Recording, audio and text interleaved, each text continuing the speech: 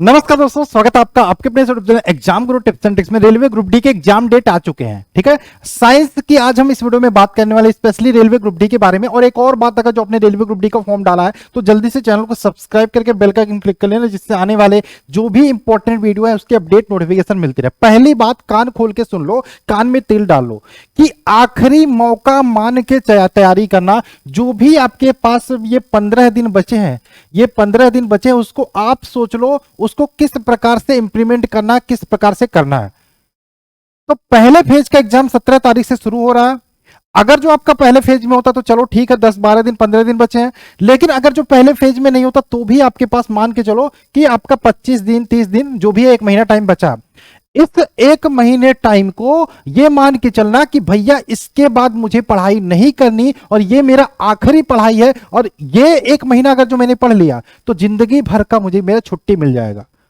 मैं फिर से बोलता हूं और हर वीडियो में मैं बोलूंगा कि नौकरी लड़कों का वो श्रृंगार होती है जिसके बिना पूरा समाज और उसका परिवार उसे इज्जत की नजर से नहीं दे। तो उस इज्जत को कमाने का टाइम अब आ गया है।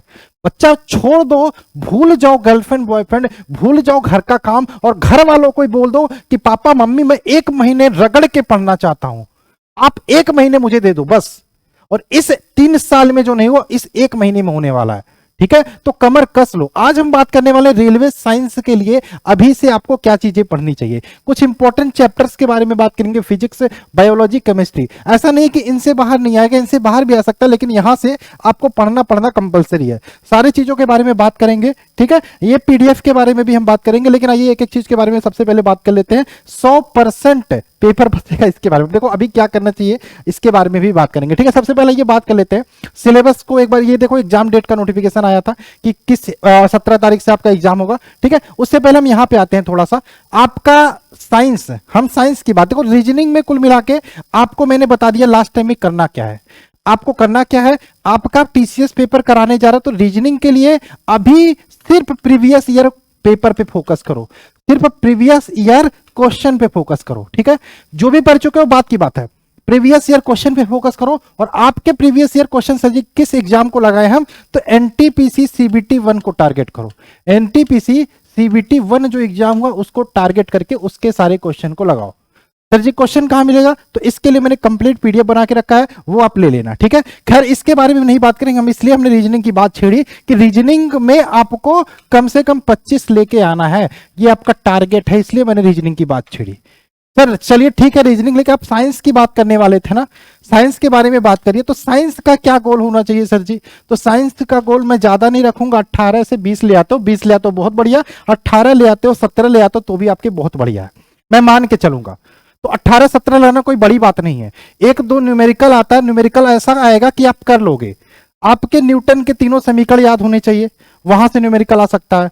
कार्य बराबर आपका स्थितिक ऊर्जा गतिज ऊर्जा का समीकरण याद होना चाहिए, वहां से न्यूमेरिकल आ सकता है। इलेक्ट्रिसिटी से आप पढ़ लीजिएगा कि 5 बल्ब है, इतने घंटे जलना है, कितने वाट एनर्जी कंजप्शन होगा, तो इस प्रकार के क्वेश्चन आपके आ सकते हैं। तो ये क्वेश्चन आपको प्रीवियस ईयर क्वेश्चन में ही मिल जाएंगे। तो साइंस के लिए भी आपको सबसे पहला काम करना है कि प्रीवियस ईयर पेपर पे भी फोकस करना है, प्रीवियस ईयर पेपर पे भी फोकस करना है साइंस के लिए।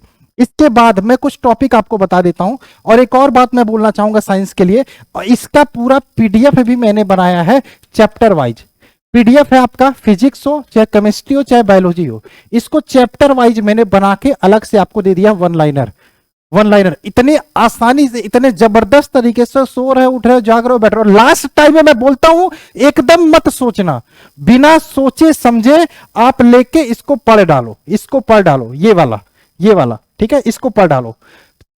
टोटल 5000 से ज्यादा क्वेश्चन मिलेंगे आपको। कहोगे सर जी टाइम नहीं, तो एक काम कर सकते हो कि आप ऐसा करो कि सो रहे हो, नाश्ता कर रहे हो, पेपर पढ़ रहे हो तो अलग बात है, चाय पी रहे हो, नाश्ता कर रहे हो, तो एक चैप्टर पढ़ डालोगे इतने टाइम में। आप पहले पढ़े हो ना, तो आपको क्या करना है, याद थोड़ी करना है, आपको सिर्फ रिवीजन करना है। तो रिवीजन करने का इससे बढ़िया चीज आपको नहीं मिलेगा, वो भी इसलिए मैं बोल रहा हूं क्योंकि चैप्टर वाइज है, सारी चीजें आपकी कवर हो जाएंगी। तो फिजिक्स केमिस्ट्री बायोलॉजी तीनों चैप्टर वाइज है। इसके अलावा अलग से 500 मोस्ट इंपॉर्टेंट क्वेश्चन आपको केमिस्ट्री बायोलॉजी में इसी में आपको एक्स्ट्रा मिल जाएगा। तो ये आपके पास कंपलसरी होना चाहिए, इसका लिंक डिस्क्रिप्शन में। इसके अलावा मैथ के 500 क्वेश्चन की गेस्ट पेपर की पीडीएफ है, इसके बारे में हम बात करेंगे। हम इसके बारे में बात कर रहे थे कि आपका जो रीजनिंग का 3000 क्वेश्चन टीसीएस एमसीक्यू, ये वाली पीडीएफ है रीजनिंग वाली, आप ले सकते हो, लेके लगा सकते हो। ठीक है, आइए हम बात कर रहे थे इंपॉर्टेंट चैप्टर्स की, कौन कौन से आपको पढ़ने चाहिए अभी के लिए। सबसे पहले हम फिजिक्स की बात कर लेते हैं। यूनिट एंड मेजरमेंट से 1 से 2 क्वेश्चन आपके आने हैं, एक question minimum, maximum 2 question. Unit मात्रक, ठीक है। Equation of motion, equation of motion से क्वेश्चन आएगा। ठीक है, गति के समीकरण, हिंदी में बात करें, गति के समीकरण, न्यूटन के गति के समीकरण, न्यूटन के नियम, न्यूटन के नियम। ठीक है, प्रोजेक्शन यानी कि प्रक्षेप गति, कितने डिग्री के एंगल पे फेंके कि सबसे लंबी दूरी जाके गिरे, यहां से क्वेश्चन आ सकते हैं। ग्रेविटेशन, गुरुत्वाकर्षण, ये आपको पढ़ना ही पढ़ना है। ठीक है, यस, सिंपल हार्मोनिक मोशन, सरल आवर्त गति, और लिफ्ट कॉन्सेप्ट कि लिफ्ट ऊपर जाती है तब क्या होगा, लिफ्ट नीचे आती है कब आता है, जब लिफ्ट को अचानक छोड़ दे तब क्या होगा, तब क्या प्रभाव पड़ेगा। तो ये सारे कॉन्सेप्ट है। वर्क, एनर्जी, पावर कॉन्सेप्ट पे, इससे न्यूमेरिकल भी आ सकते हैं, इस पे भी न्यूमेरिकल आ सकते हैं, न्यूटन्स लॉ पे, ग्रेविटेशन पे भी न्यूमेरिकल आ सकता है। ठीक है, वेव्स, तरंगे हैं, साउंड, ध्वनि, इसके अलावा लाइट, लाइट इतना इंपॉर्टेंट नहीं है लेकिन लाइट पढ़ सकते हो। ठीक है, इन्वेंशन, प्रमुख आविष्कार और खोज, मोस्ट इंपॉर्टेंट है। प्रमुख आविष्कार, खोज और उसके आविष्कारक, ये आपको पढ़ना है। ठीक है, इलेक्ट्रिसिटी से न्यूमेरिकल भी आ सकता है, और इलेक्ट्रिसिटी का चैप्टर भी आपके लिए इंपॉर्टेंट है। तो ये आपका फिजिक्स के लिए कुछ इंपॉर्टेंट चैप्टर हो सकता है। ठीक है, इसके अलावा हम बायोलॉजी की बात करें, सबसे इंपॉर्टेंट है branches of biology. Branches of biology किसके अंतर्गत क्या किसका अध्ययन करते हैं, सेरिकल्चर, ये भी आपका, ये इस टाइप के जो क्वेश्चन होते हैं ना, सेरिकल्चर, पीसीकल्चर है, पोमोलॉजी, ये सारे क्वेश्चन भी आपके आ सकते हैं।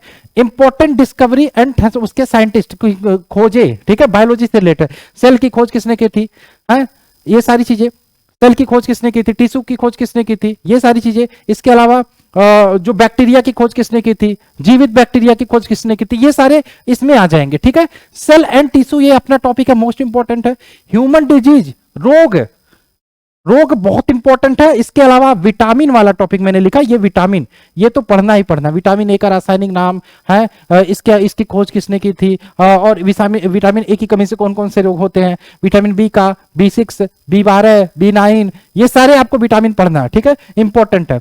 ह्यूमन बॉडी से रिलेटेड कॉन्सेप्ट हो गया। ह्यूमन बॉडी में हालांकि ब्लड भी आ जाएगा, लेकिन ब्लड मैंने अलग से रख दिया क्योंकि ब्लड इंपॉर्टेंट है। क्या है, इंपॉर्टेंट है। टैक्सोनॉमी, वर्गीकरण है।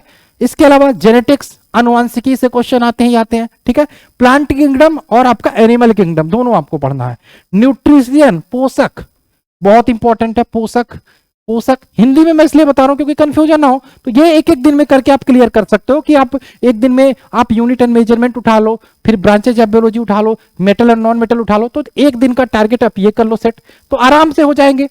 घबराने की जरूरत नहीं, मैंने बोल दिया पहले ही कि भैया ये नहीं सोचना है कि अब क्या करना है, अब आर या पार की लड़ाई है बाबू, अब आर या पार की लड़ाई है। आप रहोगे या जाओगे या सर पकड़ के दीवार में रहोगे, तो इससे अच्छा है हम 1 महीना रगड़ के पढ़ लेना। तो 2 घंटा 2.5 घंटा, ये मत देखो कि 2.5 घंटा मैं साइंस पे दे रहा हूं तो कोई दिक्कत नहीं ना बाबू, 30 दिन तो देना है? उसके बाद तो मौजा ही मौजा, उसके बाद शादी ब्याह करो, है मैं मौज करो, क्या दिक्कत है? ये है, यही लाइफ है ना।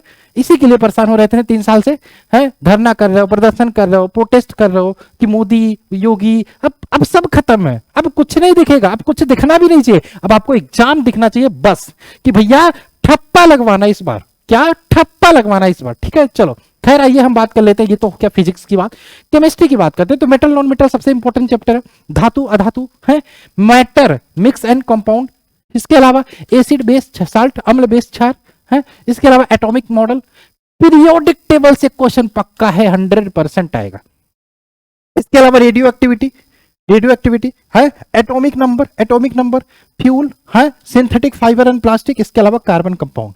ये सारे चैप्टर आप चाहते हो खोजना ना पड़े, ये सारे चैप्टर हमको एक जगह पे मिल जाए, चैप्टर वाइज 1 लाइनर क्वेश्चन मिल जाए। तो आपको मैंने बोला कि साइंस की हमारी जो कंप्लीट पीडीएफ है, जिसका लिंक डिस्क्रिप्शन में है, ले लो।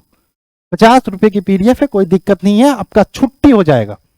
अगर जो लास्ट टाइम में आप सोच रहे हो हम सब कुछ पढ़ चुके हैं, तो अब मुझे मैथ का रिवीजन कर लेना चाहिए, मैथ का गेस्ट पेपर लगा डालना चाहिए, मैथ का 5 ये साइंस का पीडीएफ पढ़ लेना चाहिए, और इसके अलावा रीजनिंग का पूरा जो प्रैक्टिस सेट प्रीवियस कुछ वो लगा, तो क्या दिक्कत है यार, है? और बाद में पछताने वाला काम मत करना, बस बाद में पछताने वाला काम मत करना। ठीक है, और आपको भी पता कि किस प्रकार से टीसीएस पेपर लेता, प्रीवियस ईयर बहुत इंपॉर्टेंट हो जाते हैं आपके लिए। तो मन लगा के पढ़ो, मन लगा के पढ़ो। अब आपको डेट भी पता चल गया तो इसमें कोई दिक्कत नहीं रहनी चाहिए, ठीक है यार। कब तक पढ़ते रहोगे, सोचो तो एक बार आईने में देखो अपने आप को ना कि कैसा चेहरा हो गया है। अच्छा लगता है उबासी वो चेहरी, वो नहीं अच्छा लगता।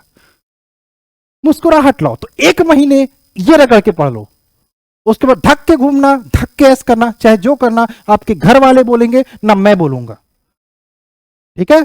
तो मेहनत करो, सारी चीजें थी। और जिनको भी इंपॉर्टेंट पीडीएफ लेना होगा हमारा, ये चैप्टर वाइज तरीके से चीजें पढ़ने होगी। हमारी मैथ का पीडीएफ है, ये साइंस का पीडीएफ है, इसके अलावा ये हमारा स्टैटिक, ये रीजनिंग का पीडीएफ है 3000 प्लस टीसीएस एमसीक्यू को। मैं चाहूंगा कि आप इसके अगर जो लेते हो तो टाइम कम है, अगर जो पेपर आपका जल्दी आ गया तो एक काम करना, पूरे क्वेश्चन मत लगाना, हर चैप्टर से 100 क्वेश्चन लगाना। सिर्फ टाइम कम है तो हर चैप्टर से पहला काम 100 क्वेश्चन हर चैप्टर से लगा डालना, तभी आगे बढ़ना। कि ऐसा ना हो कि आप एक ही चैप्टर के 300 क्वेश्चन लगाने लगे, बता टाइम आ गया, एग्जाम आ गया, तो ये काम मत करना।